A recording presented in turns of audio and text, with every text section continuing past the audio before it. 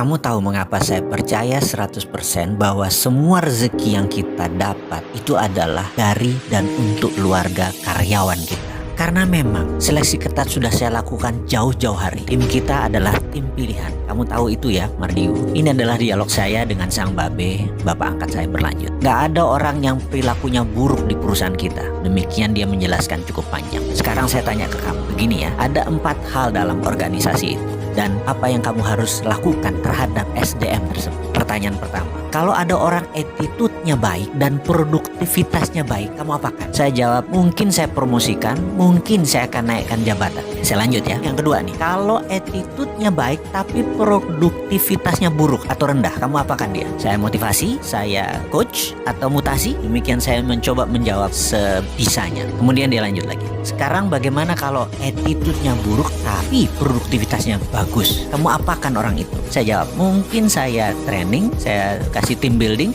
Oke, kita lanjut lagi. Sekarang kalau ada SDM kamu yang attitude-nya buruk dan produktivitasnya negatif, akan kamu apakan dia? SP3 mungkin, atau bahkan saya pecat. Oke, begini kalau di organisasi yang saya pimpin lebih dari 25 tahun. Kalau attitude-nya bagus, produksinya bagus, saya bahkan bisa spin off, kasih dia peluang naik sampai direksi atau bermitra. Syaratnya adalah dia terus-terusan melakukan hasil yang excellent. Berikutnya adalah kalau attitude-nya bagus tapi produknya lagi negatif atau minus, saya akan mutasi dia, training dia, team building, bahkan terus dikasih personal coach. Sekarang kalau attitude-nya buruk tapi sangat produktif atau produksinya dia positif, maka orang itu besok saya pecat. Berapapun ongkosnya, saya kasih pesangon, fire him, pecat. Dan terakhir, kalau attitude-nya buruk dan produktivitasnya buruk, saya pecat 2 orang. Satu, dia saya pecat, kedua HRD-nya saya pecat. Karena pasti HRD-nya main dan tidak becus. Jadi ingat, hire on expertise, fire on attitude. Tidak ada ampun, hanya kita pilih